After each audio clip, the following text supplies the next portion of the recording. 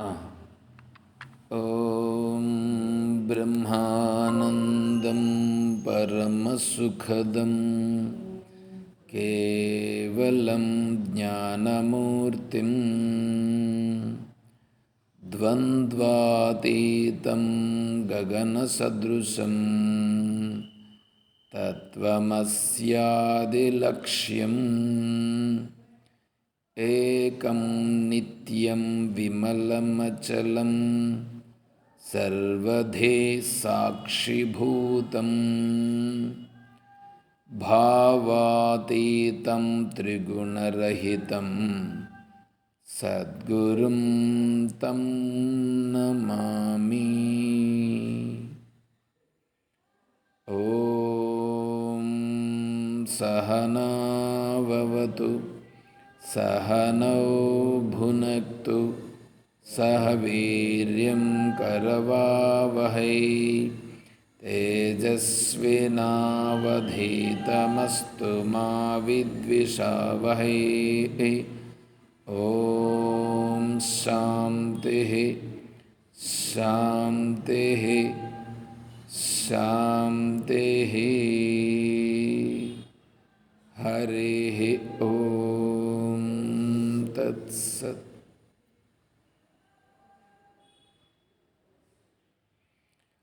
పరిపూర్ణ పరబ్రహ్మస్వరూపులకు ప్రియాత్తమ బంధువులరా ఓం.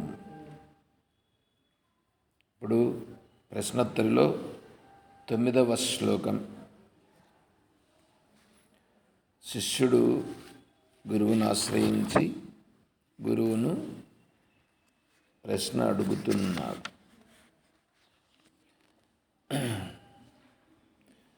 ప్రశ్న వేయడం అనేటువంటిది ఎప్పుడు వస్తుంది అంటే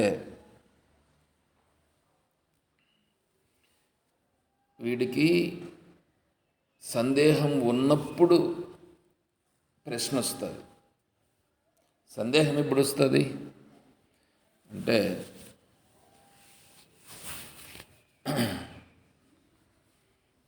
ప్రయాణం చేస్తూ ఉంటే సందేహం వస్తుంది. ఇప్పుడు ఇక్కడి నుంచి చెన్నై పోవాలండి.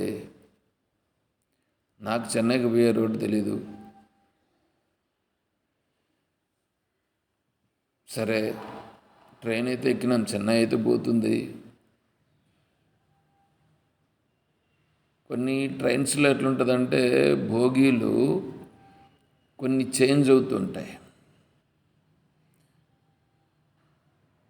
కొన్ని భోగీలు లాస్ట్లో ఒక 2 భోగీలు పెడతారు.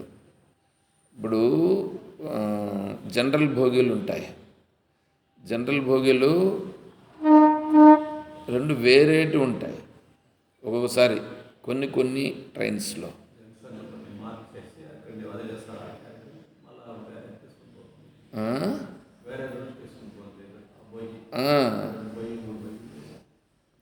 మధ్యలో ఇప్పుడు వేలూరు పోయిందనుకో, ఇటు నుంచి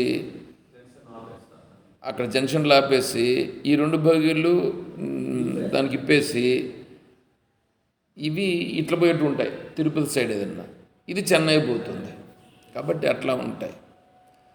అట్లా మనం పోయేటప్పుడు చెన్నై టికెట్ తీసుకొని దాంట్లో ఎక్కినాం.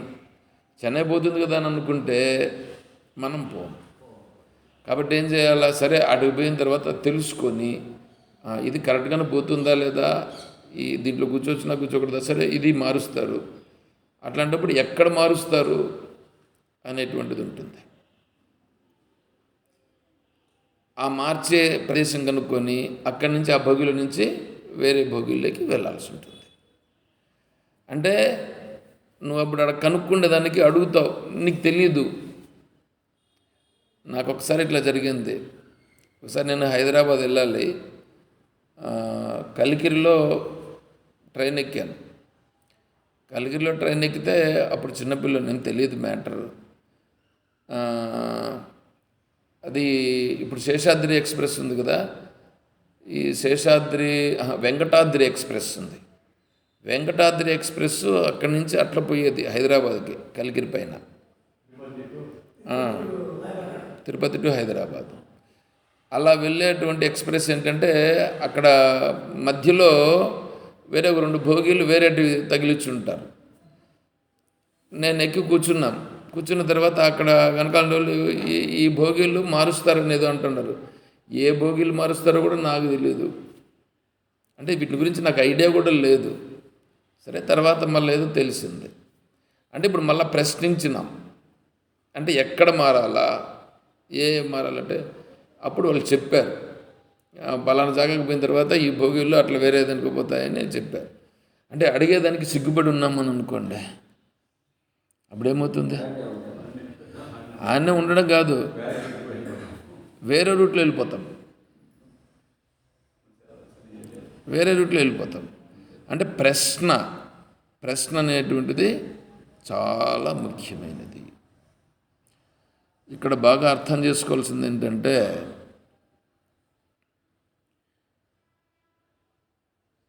దేవుడు నన్ను నడిపిస్తాడులే, ఎట్లా జరగాలని ఉంటే అట్లా జరుగుతుందిలే అని అనుకుంటుంటారు. అట్లా అనుకుంటారే, ఇది జ్ఞానులకు చెందినటువంటి విషయం. జ్ఞానికి శరీరంతో అవసరము లేదు. శరీరము నేను కాదు అని వారేం చేశారు? శరీర భావన విడిచిపెట్టి వారి స్థితికి వెళ్ళారు. అందుకని ఏమి జరుగుతూ ఉంది అనేటువంటి దాని గురించి ఆయన సంకల్పం ఉండదు. కానీ వీళ్ళు జిజ్ఞాసువులు, సాధకులుగా ఉండేవాళ్ళు, వీడు చేరాలి కదా అక్కడికి, వీడు ఇంకా చేరలేదు. కాకి, కొంగ, హంస రెండు చూసేదానికి ఒకటిగా ఉంటాయి, కానీ ఒకట ఉప్పు, కర్పూరము చూసేదానికి ఒకటిగా ఉంటుంది, కానీ ఒకట కాదు. తేనె, బెల్లం పాకు చూడ్డానికి ఒకటిగా ఉంటాయి, ఒకట కాదు. నెయ్యి, కొవ్వు, డాల్డా కూడా చెప్పు, ఇవి రెండు చూడ్డానికి ఒకటిగా ఉంటాయి, ఒకటి కాదు. అదేవిధంగానే జ్ఞాని, అజ్ఞాని చూడ్డానికి ఒకటిగా ఉంటారు. సాధువు, సన్యాసి ఎట్లుంటాడు? కాషాయం వేసుకొని ఉంటాడు. ఈ రోడ్లలో కూడా కొంతమంది కాషాయం వేసుకొని ఉంటారు. ఎవరిచ్చినారయ్యా? ఎవడిచ్చేదేంటి? నేనే వేసుకున్నా అంటాడు. విద్యాప్రకాశానంద స్వామి చెప్పారు, ఒక ఆయన ఇట్లా సాధువులతో కలిసిపోయాడు. పోతే అక్కడ ఏదో ఫంక్షన్ జరుగుతుంది. అంటే ఇప్పుడు వజ్రోత్సవాలు ఏంటో జరుగుతుంటాయి కదా, అట్లా జరుగుతున్నాయి. చూస్తే అందరూ పోయి సాధువుకు నమస్కారం చేస్తున్నారు. పైగా ఆయనకు తాంబూలం ఇవన్నీ కూడా ఇస్తున్నారు. వీడు అనుకున్నాడు, సాధువుకి అంత ఇట్లా చేస్తున్నారే, కాబట్టి నేను కూడా ఈజీ మెథడ్ కదా, సాధువుగా అయిపోదామని చెప్పి పోయి ఒక రెండు గుడ్డలు కొనుక్కున్నాడు. ఏంటివి? కాషాయ వస్త్రాలు కొనుక్కొని వాడు వేసుకొని వాడు కూడా వచ్చాడు. బాగానే ఉంది. బాగానే ఉంటే ఇప్పుడు వీడిని కూడా చూసిన వాళ్ళందరూ ఏదో సాధువు అని అనుకున్నారు. చూసేదానికి బాగుంటాడు, మంచి బట్టలు తీసుకున్నాడు. ఇప్పుడేమో మంచి బట్టలు అంతా వేసుకున్నాడు వీడు చూసేదానికి, కాబట్టి ఎవడో గొప్ప సాధువుగా ఉన్నాడని అనుకొని అందరూ కూడా వీడికి కూడా దక్షిణ తాంబూలం అంతా ఇచ్చారు. బాగానే ఉంది. మళ్ళీ సాధువు దగ్గరికి వచ్చాడు. సరే, ఆయన కూడా కూర్చోమన్నాడు. కూర్చున్నారు. మీరు ఎక్కడ సన్యాసం తీసుకున్నారని అడిగాడు. ఏనన్నాడు? ఒకరిచ్చేదేంది స్వామి, నేనే తీసుకున్నాను. సన్యాసం ఒకరిచ్చేదేంది, నేనే తీసుకున్నాను అన్నాడు అనమాట. అంటే ఇప్పుడు ఏమవుతుంది? డ్రెస్ మార్చుకుంటే సరిపోతుందా? సరిపోదు.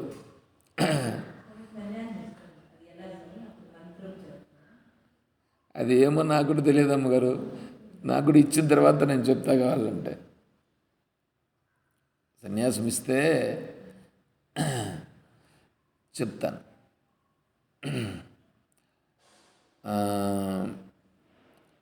స్వామీజీ అయితే చెప్పేశారు, 31వ తారీఖు ఫిక్స్డ్, 1వ తారీఖు సన్యాసం అని అయితే చెప్పారు. కానీ మధ్యలో మా భార్య గారు ఉన్నారే, ఆమె చాలా గొప్పది. ఆవిడ స్వామీజీకి ఫోన్లు చేసి ఏమేమో చెప్తూ ఉన్నదన్నమాట. నాకు నా మనసులో ఇంతవరకు ఎట్లాంటి, ఎందుకులేండి ఆమె గురించి ఊరికే ఎందుకు ఇక్కడ చెప్పుకోవడం, అంత ఏదంటే సంకల్పం అనేది ఒకటి ఉంటుందండి.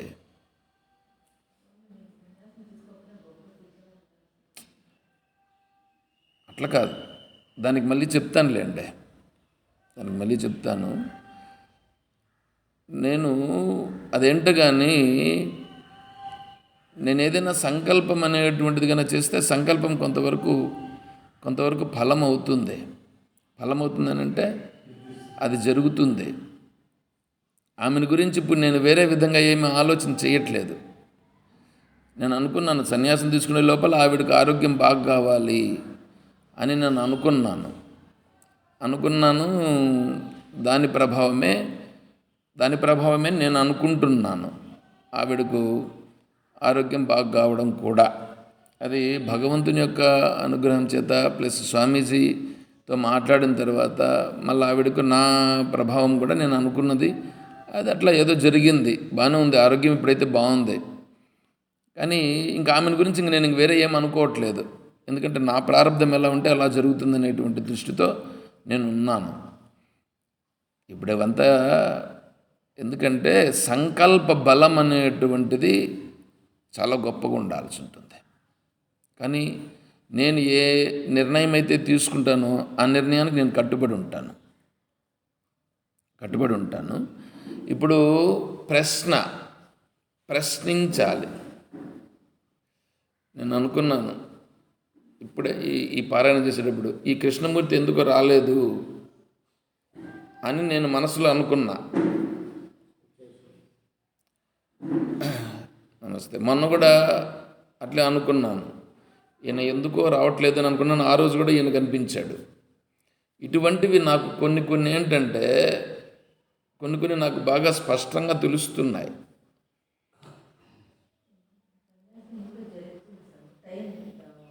అది ఉంటుందనుకోండి. సరే, ఇప్పుడు ప్రశ్నించడం అనేటువంటిది మనం కావాలి. నాకు ఎందుకు జరగదు అనేటువంటిది మన ప్రశ్న వేస్తేనే జరుగుతుంది.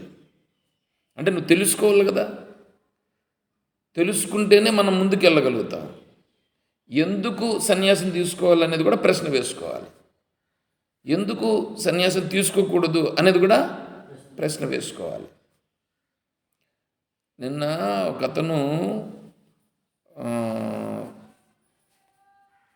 సన్యాసం తీసుకున్నవాడు, అతను నన్ను మాట్లాడాడు. నాకు నవ్వు వచ్చింది. ఎందుకంటే అతను ఎంత చిన్న పిల్లవాడో అనేటువంటి భావన నాకు కలిగింది. మరి సన్యాసం ఆయన ఎట్లా తీసుకున్నాడో, ఏ విధంగా ఇచ్చారో నాకైతే తెలియదు. ఆయన మాట్లాడిన విధానము అసలు అందులో తత్వవిధానంద స్వామి వారి దగ్గర సన్యాసం తీసుకున్నటువంటి వాళ్ళు మాట్లాడేసినటువంటి పద్ధతిలో అతను మాట్లాడినట్లుగా నాకు అనిపించలేదు. సాయిరాం స్వామికి ఇస్తున్నారు, సాయిరాం గారికి ఇస్తున్నారు. అంటే ఇప్పుడు ఎందుకు చెప్తున్నానంటే, ఇప్పుడు ప్రశ్న వెయ్యకపోతే దేవుడు పెట్టినట్లు జరగని అని అనుకుంటే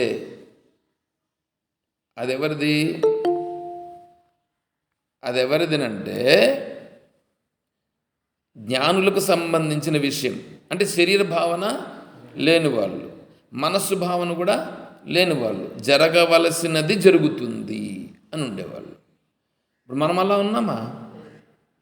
జరగవలసింది జరుగుతుంది, ఎట్లుంటే అట్లా జరుగుతుంది అనేటువంటి స్థితిలో ఉండుట కొరకు మనం ప్రయత్నం చేయాలి. ఆత్మస్వరూపం ఏదైతే ఉన్నదో ఆత్మస్వరూపానికి ఏదైతే జరుగుతూ ఉన్నదో దీనితో దానికి సంబంధం లేదు. ఆత్మస్వరూపానికి నీకు ఇదంతా జరుగుతుందే సంబంధం లేదు. సంబంధం ఉంది అని అనుకుంటారు అజ్ఞానులు. సంబంధం ఎట్లేదు, సంబంధం ఎట్లుంది అని అడిగి కనుక్కోవాలి. ఆత్మస్వరూపానికి సంబంధము లేదు. సరే, ఇప్పుడు సంబంధం లేదు కదా, ఇప్పుడు నేను ఆత్మస్వరూపమా ఆత్మస్వరూపం కాదా? నేను ఆత్మస్వరూపమా ఆత్మస్వరూపము అవునా కాదా అంటే అది తెలుసుకోవాలి కదా. నేను ఆత్మస్వరూపము అనుట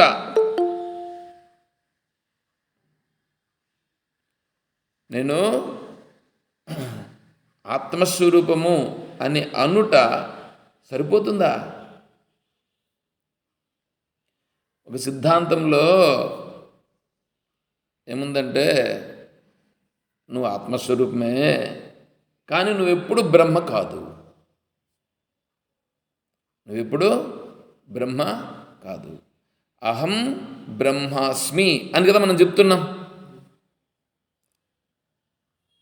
అహం బ్రహ్మాస్మి అని ఉపనిషత్తు చెప్పింది, బృహదారణ్యక ఉపనిషత్తు చెప్పింది.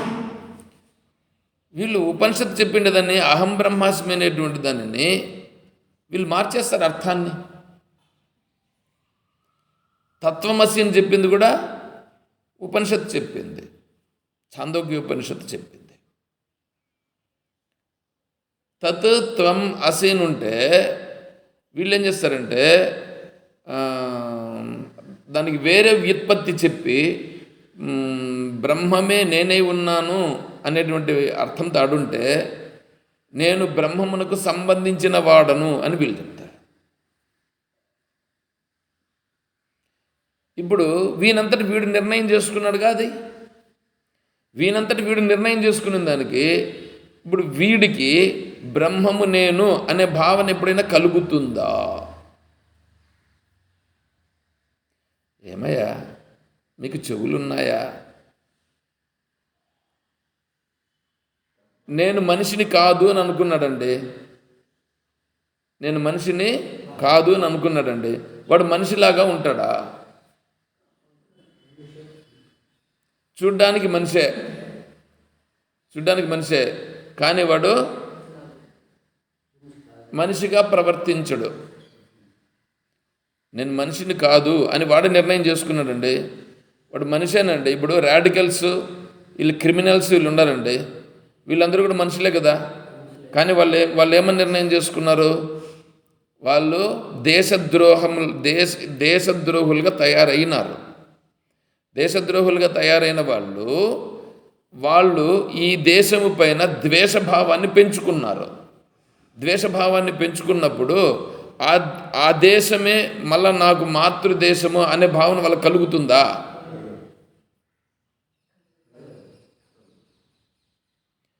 మీ అమ్మ పైన మీ నాయన పైన మీకు ద్వేషం వచ్చింది, ఎందుకంటే వాళ్ళు నాకు సక్రమముగా భాగాన్ని పంచి ఇవ్వలేదు అనే భావన మీకు వచ్చింది.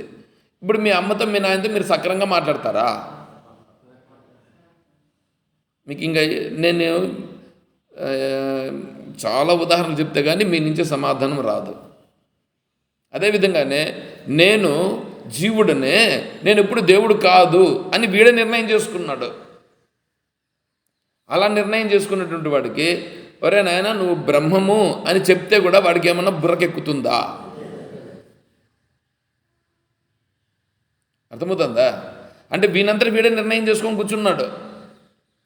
ఏం చేయాలండి, నా కర్మ, నేను ఇవి చెప్పాలి, ఈడ ఆచార్యుల వారి అవే చెప్తా అన్నాడు, నేను దాన్ని చెప్పడం కోసం కానీ నేను వీటినే చెప్పాల్సి వస్తుంది. అందులో ఈ సమయంలోనే చెప్పాల్సి వస్తుంది. ఏం చెప్పాలి నేను? ఇంకా నేను వేరే వాళ్ళతో గురించి నాకేం అవసరం, నేను ఆల్రెడీ డిసైడెడ్ అంటే ఏమి నేను నిర్ణయం చేసుకొని ఉన్నాను కొన్నింటి గురించి. ఆ సమయం వచ్చినప్పుడు నేను చెప్తాను. కాబట్టి ఒకరికి భయపడాల్సిన అవసరం లేదు నాకు. ఎట్లా జరగాలనుంటే అట్లా జరుగుతుంది ఆ విషయంలో మాత్రం. కానీ నిర్ణయం అనేటువంటిది ఉంది చూడండి, ఆ నిర్ణయంలో తిరుగు ఉండుట అనేటువంటిది జరగదు. కాబట్టి ఎవరైనా ఏమైనా అనుకుంటారేమో అనేటువంటి ఫీల్ నాకు అవసరం లేదు. నాకు సందర్భం ఇక్కడ ఉంది, నేను ఇంక అట్లా దానికంటే మించి నేను చెప్పలేను. అట్లా కాకుండా ఇంక వేరే విధంగా నైస్గా చెప్పాను, నా నుంచి కాదు. కాబట్టి ప్రశ్నించడం అనేటువంటిది వెయ్యనంత వరకు వాడికి యథార్థం అనేటువంటిది తెలియదు.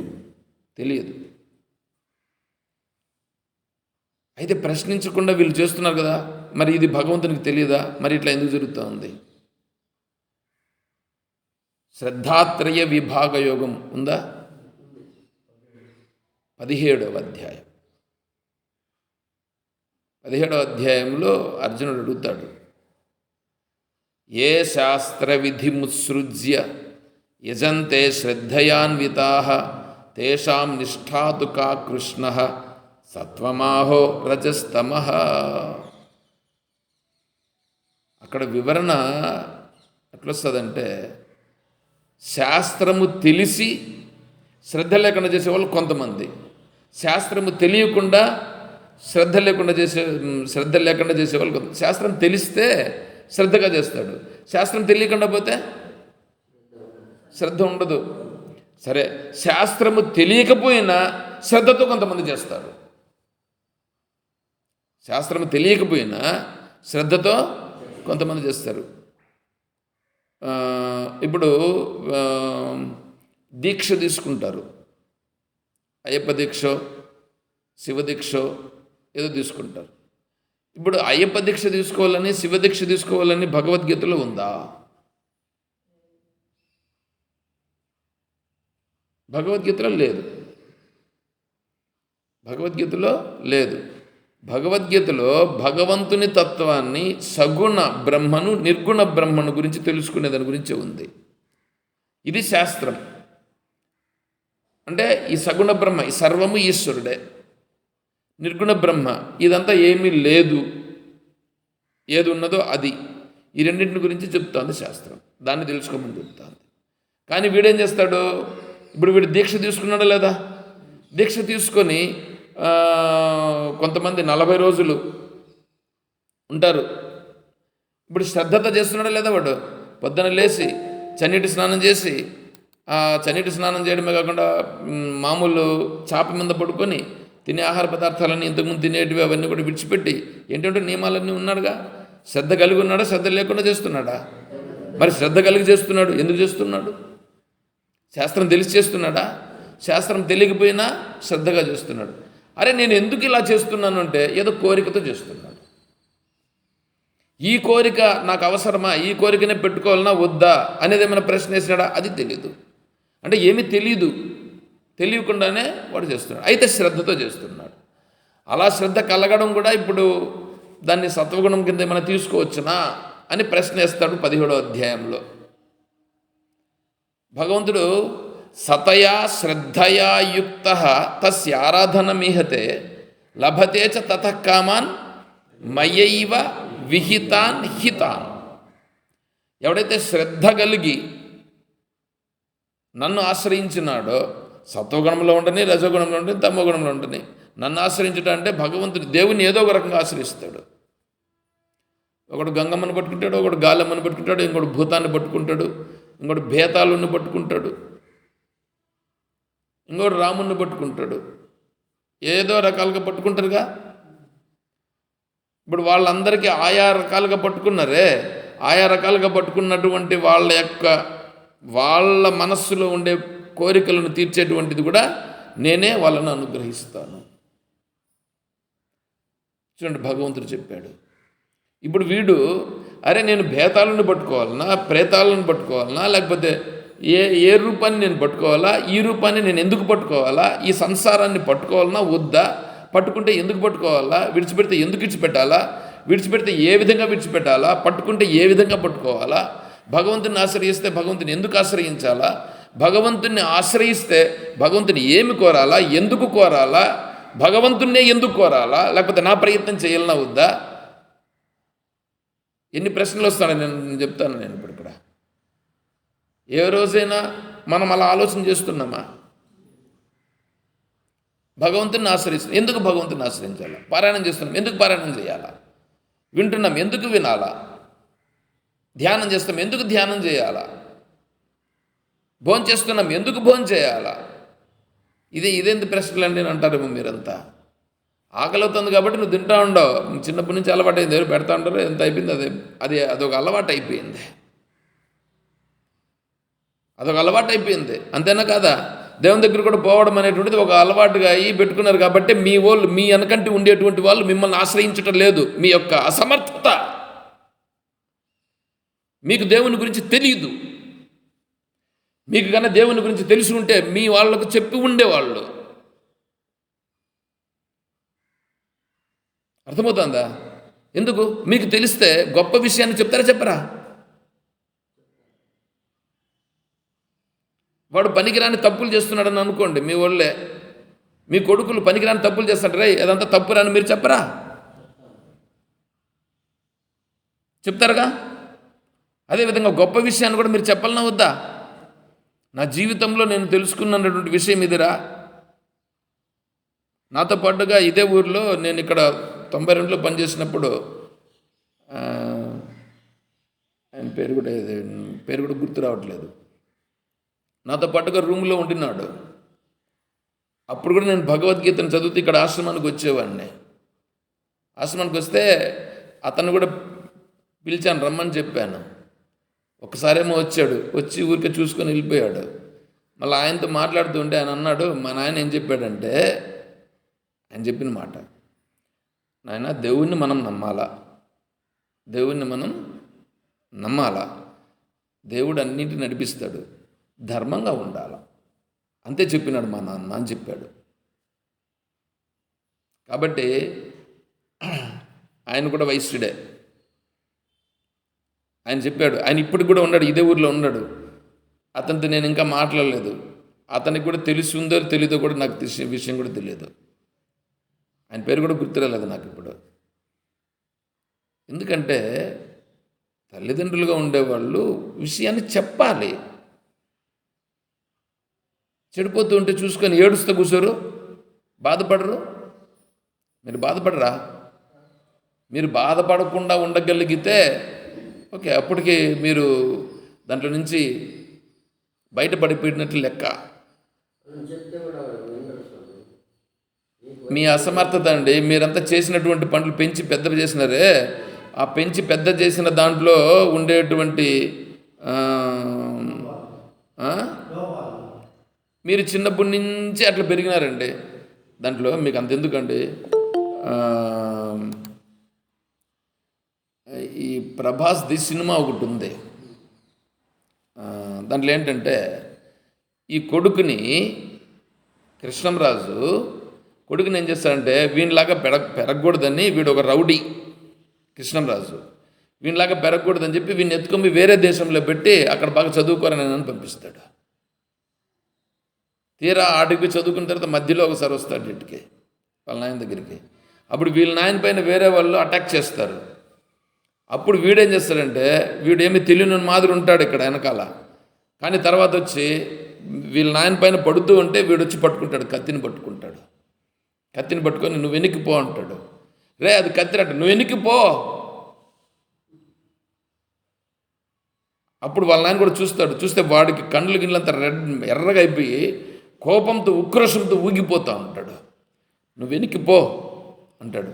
వీళ్ళందరినీ నన్ను ఎవరైతే మా నాన్నపైకి యుద్ధానికి వచ్చారో వాళ్ళందరూ ఎదురుగా నిలబడండి, ఎందుకు ఊరికే ఇది తేల్చుకుందామని అంటాడు. అప్పుడు వాళ్ళందరూ నిలబడతారు, వాళ్ళతో ఫైట్ జరుగుతుంది. ఫైట్ అంతా అయిపోయిన తర్వాత మళ్ళీ అడుగుతాడు వీళ్ళ నాయన, ఏమిరా నిన్ను పెంచాలనుకునేది నేను ఎట్లా పెంచాలనుకున్నాను, నువ్వు పెరిగింది ఎట్లా పెరిగావు, ఏందిరా ఇది అంటే, అప్పుడు వాడు అంటాడు, నాయనా నేను చిన్నప్పటి నుంచి చూసింది ఎవరిని, నిన్ను నిన్ను చూచి నీలాగా ఉండేటువంటి బుద్ధులు నాకు వస్తాయా, లేకపోతే వేరే వాళ్ళ బుద్ధులు నాకు వస్తాయా? చెప్పండి. చిన్నప్పటి నుంచి చూసింది ఎవరిని? నిన్ను చూసినా, నీ పద్ధతులు చూసినా, నీ ప్రకారంగా ఉండేది చూసినా నేను. అప్పుడు నీ బుద్ధులు వస్తాయా, నాకు వేరే వాళ్ళ బుద్ధులు వస్తాయా? నన్ను ఎత్తుకొని వేరే జగాలు పెట్టినంత మాత్రాన నాకేమైనా వస్తాయా? ఏమంటే చిన్న సింపుల్ లాజిక్ కాదు. వాళ్ళు చెప్పిన మాట వినలేదు అంటే ఎందుకు వినలేదు చెప్పండి. ఇప్పుడు చిన్నప్పటి నుంచి ఎవరిని చూశారు వాళ్ళు? మరి మిమ్మల్ని చూసినప్పుడు మీరు ధర్మబద్ధంగా, న్యాయబద్ధంగా, శాస్త్రబద్ధంగా, శాస్త్రం తెలిసి ఉంటే, మీరు ప్రయత్నం చేసి ఉండి అట్లాగనే చేసి ఉంటే వాళ్ళు ఎందుకు మారరు? పోనీ ఇప్పుడైనా మీరు చేసే వ్యవహారాల్లో మీ మార్పులు వచ్చి ఉంటే, నాయనా ఈ సంసారం నాకు అవసరం లేదు, ఈ సంసారంలో సత్యమని నేను గ్రహించడం లేదు, నేనేదో భగవంతుని తత్వాన్ని గురించి ఏదో ఆయన వచ్చినాడు, ఏదో కొంతవరకు ఉంటుంది, కొంతవరకు జరుగుతుంది, నీ పని నువ్వు చేసుకో, ఈ టైంలో నేను నువ్వేమన్నా చేసుకోనైనా నేను ఉండను. మీరే అంటుంటారు కదా, మీరైతే బాగా చెప్తున్నారు సార్, మీరు అంటుంటారు కదా మీరు. అంటే మీ మనసు గ్రహించినప్పుడు నేను ఖచ్చితంగా ఉండనండి, ఇది మాత్రం ఈ సమయంలో నువ్వు ఏమన్నా చెప్పాయా నేను రాను, నేను ధర్మబద్ధంగానే నేను ఇప్పటి నుంచైనా నేను వ్యవహారం చేస్తా అని నువ్వంటే వాడి మనసుకి ఏమనిపిస్తుంది?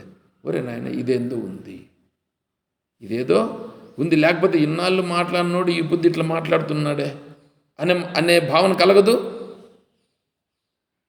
ఆ భావన కలిగించడంలో కూడా మనదే ఉంటుంది పాత్ర. ఎందుకు చెప్తున్నానంటే, నేను భగవంతుణ్ణి కాదు అనేటువంటి భావనలో మనం బాగా కూరుకుని పోయి ఉన్నాం అజ్ఞాన ప్రభావము చేత. కాబట్టి ఇప్పుడు ఏం చేయాలా? నేను భగవంతుణ్ణే అని శాస్త్రం చెప్తా ఉంది కదా, అహం బ్రహ్మాస్మి బ్రహ్మైవాహమస్మి అని అంటుంది కదా. నేను ఇక్కడ కూడా మనం ధ్యానంలో చెప్పుకుంటున్నాం కదా. ఎవరు నేనంటే ఏంటి? నేను చేయాలి ఇప్పుడు ప్రశ్న వెయ్యాలి. మనం ప్రశ్న వెయ్యమని, మనం చాలా గొప్పోళ్ళని గురువు గారు గ్రహించి నాయనా ఎట్లా చేయాలనో దానికి ఇప్పుడు ఇక్కడ 9వ శ్లోకం చెప్తున్నారు.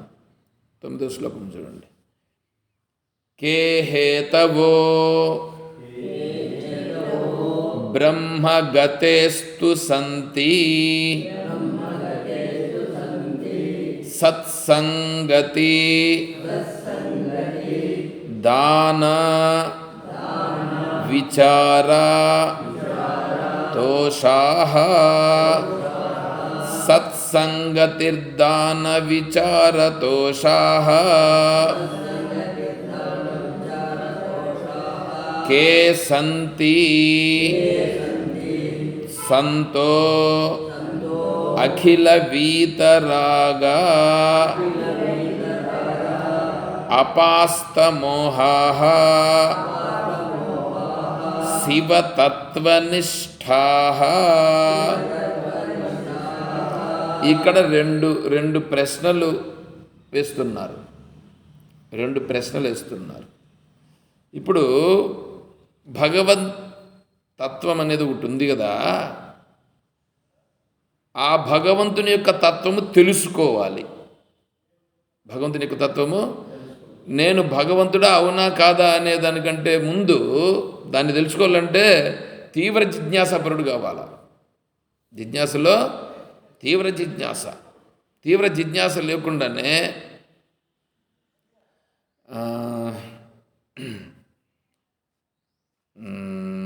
గురుగీతలో ఒక శ్లోకం చెప్పారు.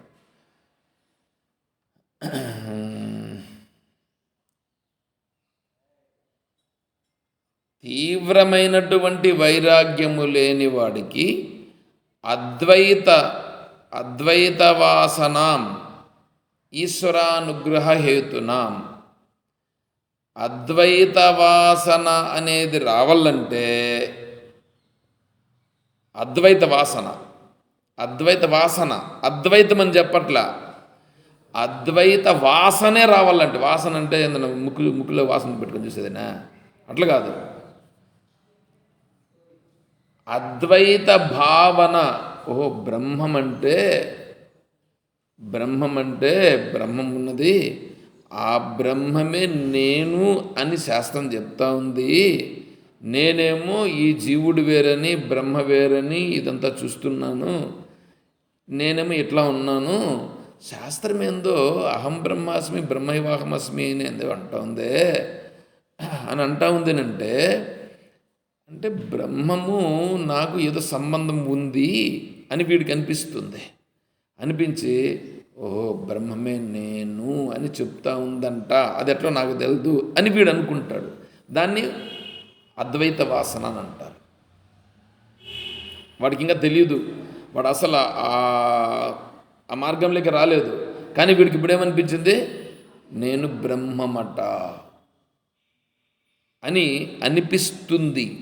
అలా అనిపించాలంటే కూడా ఈశ్వరానుగ్రహ హేతుకం. చూడండి, ఈశ్వరుని అనుగ్రహము వలననే జరుగుతుంది. ఈశ్వర అనుగ్రహం అంటే ఏంటి? మళ్ళా ఈశ్వరుడు ఏదో వీనికి ఇస్తున్నాడని అట్లా కాదు, వీడు పూర్వ సంస్కారాన్ని అనుసరించి వాడికి కలుగుతుంది. వీడికి సంస్కారం ఉంటే కలుగుతుంది, సంస్కారం లేకపోతే కలగదు. అందుకని ఇక్కడ ఏమంటున్నాడంటే, కే హేతవో బ్రహ్మగతేస్తు సంతి. నేను బ్రహ్మ అని అంటున్నది కదా శాస్త్రము, నేను బ్రహ్మ అని అంటుంది కదా. నేను బ్రహ్మమే అనేటువంటిది నిశ్చయం కావాలంటే, నేను బ్రహ్మమని నిశ్చయం కావాలనంటే ఏ ప్రకారంగా ఉంటే, నేను ఏ ప్రకారంగా ఉంటే అది సత్యమని నాకు నిర్ధారణ అవుతుంది. అర్థమవుతుందా? నేను బ్రహ్మమే నేను. సరే, బ్రహ్మ ఒకటి ఉంది అంటే భగవంతుడు ఉన్నాడు. భగవంతుడు అనేటువంటి అతన్ని నీకు తెలియాలంటే, భగవంతుని గురించి తెలియాలి కదండి. భగవంతుని గురించి నీకు తెలియాలంటే నేను ఎలా ఉంటే భగవంతుని గురించి నాకు తెలుస్తుంది. ఇప్పుడు నాకు తెలిసిన భగవంతుని గురించి తెలియడం అనేటువంటిది అదే సరిపోతుందా, లేదా అది కాకుండా ఇంకొక భగవంతుడిలాగా ఏదన్నా ఉందా? అంటే ఇప్పుడు మనకు భగవంతుడు అంటే మనకు తెలుసా తెలీదా? తెలుసా? ఏమని తెలుసు భగవంతుడు అంటే?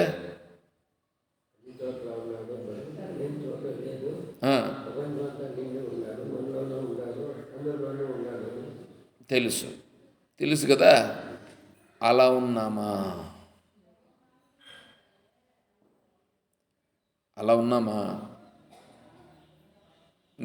నేను అడిగేది అర్థమవుతుందా?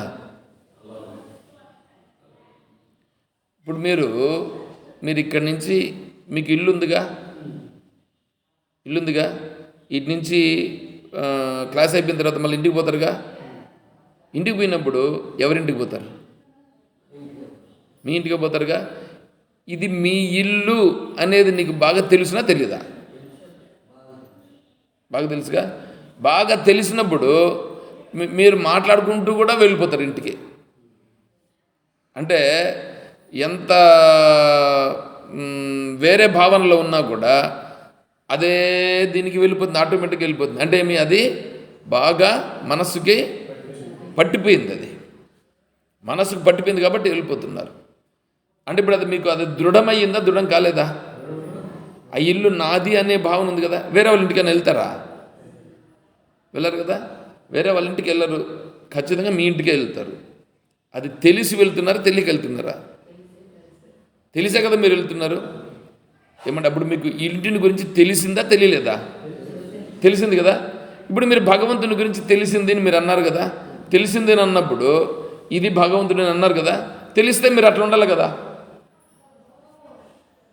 నేను అడిగిన ప్రశ్న అర్థమవుతుందా?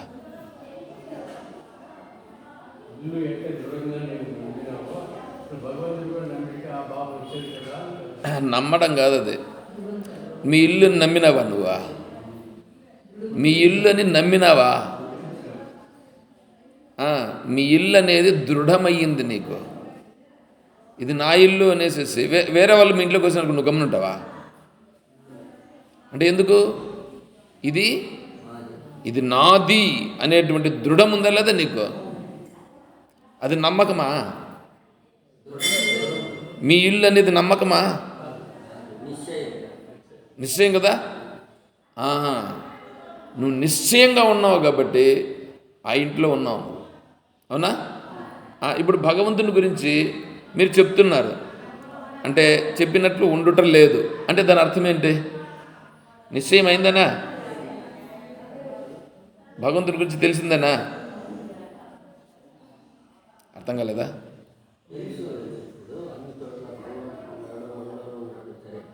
ఎట్లుంటే ఆ మాదిరి సరిపోతుంది. మనకు ఏదో తెలిసినంత వరకు ఉంటాము.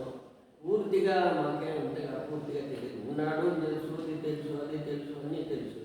తెలిసి ఎట్లా నడుచుకోవాలా ఏమో అని కూడా మీకు లేదు, అని కూడా మీకు లేదు. ఎందుకంటే నీకు జ్వరం వచ్చిందనుకో, ఏమో జ్వరం తగ్గుతుందిలే అని గమనం కూర్చొని ఉంటావా? పోతారు కదా. ఎందుకు పోయినావు డాక్టర్ దగ్గరికి? జ్వరం వచ్చింది, బాధపడుతున్నావు కాబట్టి కదా పోయావు, అవునా కదా? మీరు తెలుసుకోవాలని ఉంది అని మీరు అన్నారు కదా. తెలుసుకోవాలనుంటే మీరు దానికి సంబంధించిన ప్రయత్నం చేసి ఉండాల. చేసి ఉంటే అప్పుడు మీకు కలిగినట్లు లెక్క. అర్థమవుతుందా? అంటే మీరు ప్రయత్నం చేయలేదంటే దాని అర్థం ఏంటి? దాని గురించి మీకు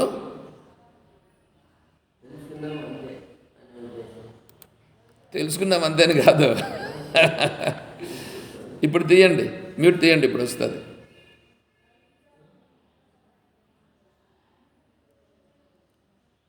నమ్మకం కలగలేదని. నమ్మకం కలగలేదు, నిశ్చయం కలగలేదు, దాన్ని తెలుసుకోవాలని కూడా అనుకోలేదు. ఊరికే పైకి అంటున్నారండి, పైకి అంటున్నారండి, పైకి పైకి అంటున్నారు.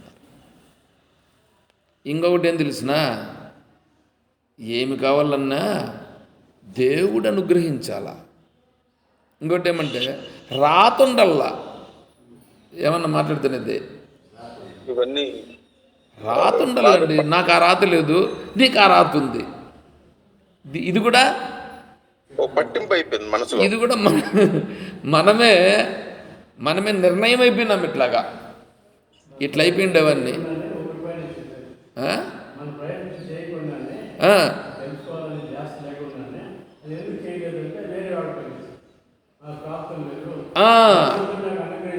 ఆ విధముగా మనమే నిర్ణయం చేసుకుని కూర్చున్నాం.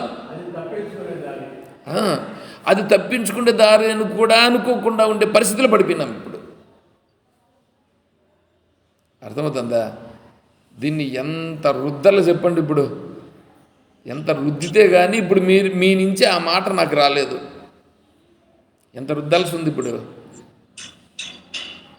ఇప్పుడు గురువుగారు చూడండి, ఆ ప్రశ్నలు లేవనెత్తి, అందుకే ఇది ప్రశ్నోత్తరి.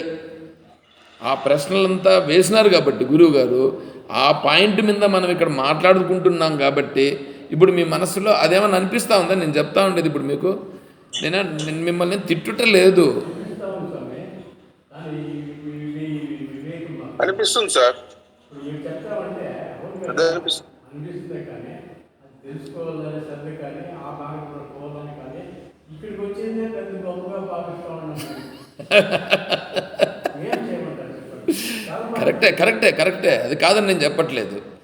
ఎందుకంటే ఉన్న విషయం అంతే. అది ఇప్పుడు మనం ఇట్లా ఉన్నామంటే కూడా ఎంత ఇది అనేటువంటి భావన కూడా కలగాలి. ఇప్పుడు మనం దీన్ని ఇకనైనా ఎందుకు ఇప్పుడు దీన్ని అంతా ఎందుకు విచారణ చేస్తున్నామంటే, ఇప్పటి నుంచి అయినా నేను ఇంతవరకు చేసినటువంటివన్నీ నన్ను ఇప్పుడు ఇట్లా ఈ విధంగా భగవంతుని నుంచి దూరం చేశాయి.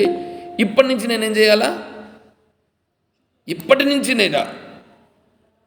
ఫాలో కావాలి. నేను భగవంతుణ్ణి ఖచ్చితంగా తెలుసుకునే ప్రయత్నం చేస్తా. ఏమంటే ఏర్పడాలని వద్దా? ఏర్పడితే ఇప్పుడన్నా మనం లైన్లోకి వచ్చిన వాళ్ళం అవుతాం. దాన్ని ఇప్పుడు ప్రశ్న ఏంటంటే, కే హేతవో ఏ హేతువు చేత బ్రహ్మగతేస్తు సంతి, బ్రహ్మను నేను చేరాలని నేను అనుకుంటే, ఏ మార్గాలను పట్టుకుంటే, ఏ పద్ధతి ప్రకారం నేను ఉంటే నేను భగవంతుని యొక్క తత్వాన్ని నేను తెలుసుకోగలుగుతాను. ప్రశ్న అర్థమైంది. ఇప్పుడు ఇంతవరకు ప్రశ్న గురించి చెప్పినాం. ప్రశ్న గురించి ఇంతసేపు వచ్చింది అంటే ముందు ప్రశ్న అయితే కదా మళ్ళీ దానికి ఆన్సర్ వస్తుంది. ముందు ప్రశ్న అర్థం కావాలి. ఇది కరెక్ట్ ప్రశ్న సార్. అవును. ఇప్పుడు మేము తెలుసుకోవాల్సిన ప్రశ్న ఇది. మేము అవును, అందరికీ అవసరమైనటువంటి ప్రశ్న. అందుకని గురువు గారు ఏం చేస్తున్నారు, శిష్యుడు అడగడో కానీ వాడికి ఈ ప్రశ్న ఒకటి ఉందరా అని చెప్పి ఆ ప్రశ్న కూడా గురువు గారే ఇక్కడ చెప్పి దానికి సమాధానం కూడా గురువే చెప్తారు. అది ఆచార్యులు వారంటే. గుడ్డిగా నువ్వు నమ్మి దేవుణ్ణి పూజ చేసుకుంటా ఉండు, గుడ్డిగా చేసుకుంటా ఉంటే నువ్వేమన్నా బాగుపడిపోతావనంటే అది బాగుపడేది కాదు. అదంతా మళ్ళీ కర్మఫలమే అయిపోతుంది. అంతే. అర్థమవుతుందా? ఇప్పుడు చూడండి, నేను భగవంతుణ్ణి కూడా పూజ చేస్తున్నా. ఎందుకు పూజ చేయాలా, ఎలా పూజ చేయాలి, ఎలా పూజ చేస్తే నేను సక్రమంగా పూజ చేసిన వాడిని అవుతాను, సక్రమంగా కర్మ చేసిన వాడిని అవుతాను. నేను నా జీవితంలో ఇట్లా నడుస్తున్నాను కదా, ఇట్లా నడుస్తూ ఉండేటువంటిది నేను ఎందుకు నా జీవితాన్ని ఇలాగే నడపాలి, ఇలాగే ఎందుకు నేను పట్టుకోవాలి, ఇలా పట్టుకుంటే ఏమవుతుంది, ఇలా పట్టుకోకపోతే ఏమవుతుంది, భగవంతుణ్ణి నేను ఆశ్రయిస్తే ఏ విధంగా ఆశ్రయించాలి, నేను ఇప్పుడు ఇక్కడ చేయాల్సినవి చేయాలన్నా చేయకూడదా, ఇవి చేస్తే ఏమవుతుంది, కర్మ పెరుగుతుందా కర్మ తగ్గుతుందా, వీటన్నింటి గురించి ఆలోచన చేయాలి. నాకు బంధాలన్నీ ఉన్నాయి, ఈ బంధాలన్నీ సత్యమా కాదా, ఒకవేళ సత్యమైతే ఎట్లా సత్యమైనా, సత్యం కాకపోతే ఎట్లా సత్యం కాదు, ఈ విచారణ అంతా మనకు అవ్వాల్సి వస్తుంది. దానికి చెప్తున్నాడు, నేను వెళ్ళే మార్గం సక్రమంగా ఉండి బ్రహ్మతత్వం తెలియాలనంటే ఏం చేయాలనంటే దానికి సమాధానం చూడండి. సత్సంగతి. ఒకటేది ఏమిటి? సత్సంగం. మొట్టమొదటిది ఎప్పుడు ఏముండాలా? సత్సంగం ఒకటి ఉండాల. తర్వాత రెండవది దానం, మూడవది విచారణ, నాలుగవది తోషాహ. ఈ 4 లక్షణాలు చెప్పాడండి ఆచార్యుల వారు. ఈ 4 ఉంటే నువ్వు బ్రహ్మతత్వానికి నువ్వు వెళ్ళే మార్గము సరిపోతుంది. ఇప్పుడు ఈ 4 మనం విచారణ చేయాల్సింది. మొట్టమొదటిది సత్సంగము, రెండవది దానము, మూడవది విచారణ, నాలుగవది తోషాహ అంటే సంతోషము. అంటే అర్థమవుతుందా? ఇవి 4 ఒకసారి చెప్పండి, నేను చెప్తాను 4. సంతోషము, సత్సంగము, దానము, విచారణ, సంతోషము. ఇవి 4 ఉండాల. ఇవి 4 మనకుంటే మనం బ్రహ్మ మార్గంలో ప్రయాణం చేసేదానికి అర్హత అవుతుంది. బ్రహ్మ మార్గంలో ప్రయాణం చేస్తున్నట్లు. ఈ 4 లేకుండా నువ్వు దేవుని దగ్గరనే పడి, దేవుని పాదాల దగ్గర పడి ఉండినా కూడా నీకు భగవంతుని తత్వం రాదు, తెలిసినట్లు కాదు. మొట్టమొదటిది ఏమిటి? సత్సంగం. సత్సంగాన్ని గురించి ఒక శ్లోకం ఉంది. సత్సంగత్వే నిస్సంగత్వం, నిస్సంగత్వే నిర్మోహత్వం, నిర్మోహత్వే నిశ్చలతత్వం, నిశ్చలతత్వే జీవన్ముక్తి. భజ గోవిందం భజ గోవిందం మూఢమతే సంప్రాప్తే సన్నిహితే కాలే నహి నహి రక్షతి ఢుకృన్కరణే. భజ గోవిందం భజ గోవిందం భజ గోవిందం మూఢమతే. ఇది విన్నారు కదా మీరు? విన్నాం సార్. సత్సంగత్వే నిస్సంగత్వం. మొట్టమొదటి చూడండి దాంట్లో. ఇప్పుడు ఈ శ్లోకాన్ని గురించి మనం విచారణ చేయాలి. సత్సంగం చేస్తే నిస్సంగం అవుతుంది. నిస్సంగమైతే నిర్మోహత్వం, మోహం అనేటువంటిది తొలుగుతుంది. నిర్మోహత్వే నిశ్చలతత్వం, నిశ్చలమవుతుంది. నిశ్చలతత్వే జీవన్ముక్తి. అంటే ఇప్పుడు మొట్టమొదటిది ఏమిటిది? సత్సంగత్వే నిస్సంగత్వం. సత్సంగం చేస్తే, సత్సంగం అనేటువంటి దానిలో పాల్గొంటే ఏమవుతుందంటే నిస్సంగత్వం. నిస్సంగత్వం అంటే ఏ సంగము చెయ్యకూడదో అది దూరం అవుతుంది. సత్సంగం చేస్తే దూరం అవుతుందా? సత్సంగం చేయకుండానే ఉంటే దూరం అవుతుందా? సత్సంగం చేస్తేనే దూరం అవుతుంది. నువ్వు రోజు 3 గంటల సేపు దేవునికి పూజ చేసినావు అని అనుకో. కొంతమంది చెప్తుంటారు, నేను వింటుంటా, నేను దేవుని దగ్గర కూర్చున్నానంటే ఏమేమి ఉండదండి, నేను 3 గంటలు పూజ చేస్తానండి అని అంటారు. బాగానే ఉంది. వాటి నుంచి బయట వచ్చిన తర్వాత వీడు చేసే పని సక్రమంగా చేస్తున్నాడా? ఉద్యోగం చేస్తున్నాడు అనుకో, ఉద్యోగం సక్రమంగా చేస్తున్నాడా? వేరే వాళ్ళకి ఏమన్నా చేయాలనుకో, అదేమన్నా సక్రమంగా చేస్తున్నాడా? ఏమండి నేను అడుగుతాను ప్రశ్న, చూసారా? ఇక్కడ ఎందుకు ఆ భావన రావట్లేదు? పూజ మాత్రం 3 గంటలు చేశాడు, బాగానే ఉంది, దేవుణ్ణి బాగా ఆరాధించినాడు. పైగా దానికి తోడు ఏంటంటే సినిమాల్లో కూడా ఇట్లాంటివన్నీ చూపిస్తుంటారు. సినిమాల్లో దేవునికి పూజ చేస్తూ ఉంటాడు. పాపం పొరపాటున ఏమవుతుందంటే ఒక చీమ నూనెలో పడిపోతుంది. అక్కడ నూనెలో పడిపోతే ఆ చీమను దాన్ని తీసి రక్షిస్తాడు. చీమను తీసి రక్షించినాడు, బయట వస్తాడనమాట. బయట వీడు ఒక పెద్ద గుండ ఎవరినో ఒకరిని పట్టుకొని వచ్చింటాడు. వాడు చెప్పిన మాట విన్నాడు, వాడిని చంపేస్తాడు. వీడు వాడిని చంపేసి ఇక్కడ ఏమంటాడంటే, వాడిని ఆడ ప్రాణం తీసినాను, ఈడ ప్రాణం పోసినాను, లెవెల్ అయిపోయిందంట. ఇట్లాంటివంతా చూసి వీడు కూడా ఏమంటే ఇట్లా అయిపోయింటాడు. వీడు సినిమా ఏమన్నా ప్రమాణమా? సినిమా సత్సంగమా? అట్లాంటివంతా చూసి ఇప్పుడు ఈ పుష్ప వచ్చింది, సినిమా వచ్చిన తర్వాత ఇట్లా పెట్టుకొని నడిచేది. ఎందుకంటే పుష్పాలు వాడిని చూసి ఇట్లా ఈ కట్టింగ్లన్నీ ఉంటాయన్నమాట.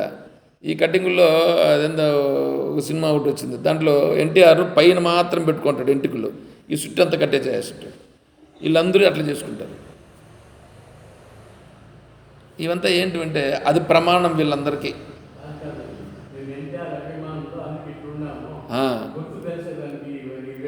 అదే అంటే ఇప్పుడు ప్రమాణం అయిందిగా, వాడిని కదా ఫాలో అవుతున్నాడు వీడు.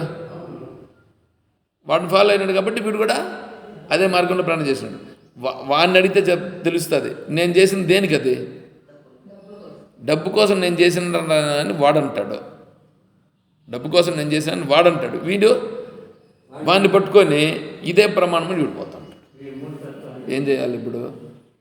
అట్లా ఉంటుంది పరిస్థితి. కాబట్టి మనం ప్రమాణం కావాలంటే ఏం చేయాలి? ఇప్పుడు నీకు ఖచ్చితంగా నీకు మనశ్శాంతిని నీకు సక్రంగా ఉండేట్టుగా చేయాలంటే సత్సంగంలోకి నువ్వు వెళితే నువ్వేమవుతావు? నిస్సంగం అవుతావు.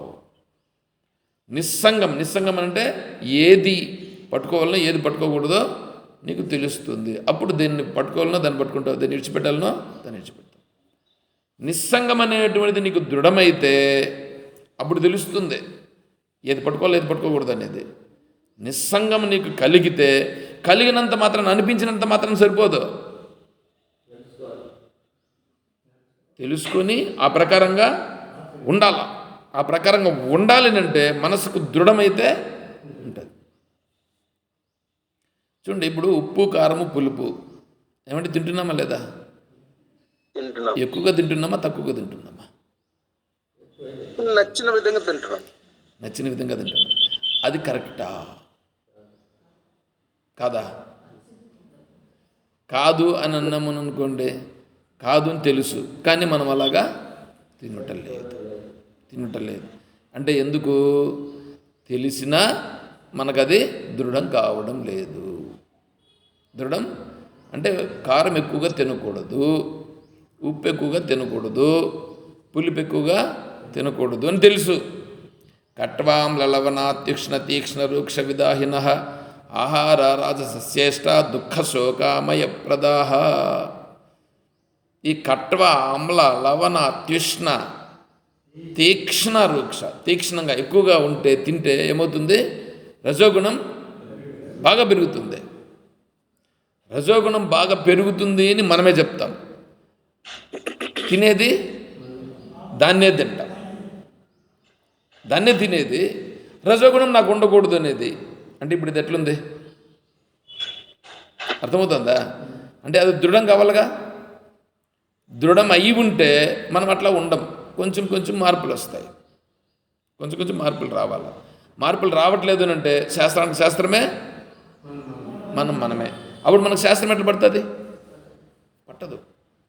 అందుకే నిస్సంగత్వే. ఈ నిస్సంగత్వం రావాలంటే సత్సంగం అనేది చేస్తూ ఉంటే అది దృఢమవుతుంది. నిస్సంగం అప్పుడు వస్తుంది. నిస్సంగం కలిగితే అప్పుడు మనస్సు సాత్వికంగా వస్తుంది. అప్పుడు సాత్వికంగా వచ్చినప్పుడు నిశ్చలత్వం వస్తుంది. భగవంతుని తత్వం తెలుసుకోవాలంటే ఇట్లా వస్తుంది. నిశ్చల తత్వమే జీవన్ముక్తి. కాబట్టి నేను సత్సంగాన్ని గురించి ఊరికే చెప్పాను, ఊరికే పైన అవుట్లైన్ అంటే ఏదన్నా ఒక డ్రాయింగ్ వేయాలంటే మనం ఏం చేస్తాం? ముందు ఊరికే జస్ట్ అవుట్లైన్గా కొద్దిగా గీసుకుంటాం, తర్వాత మళ్ళీ దానికి అన్నీ వేస్తాం. ఆ విధంగా ఇక్కడ ఊరికి సత్సంగం అనేటువంటి దాని గురించి ఊరికి ఒకసారి నేను అట్లా టచ్ చేసినాను. దీన్ని మళ్ళీ మనం రేపు విచారణ చేసుకుందాం. విషయం అర్థమవుతుందిగా? అర్థమవుతుంది సార్. సరే. ఓ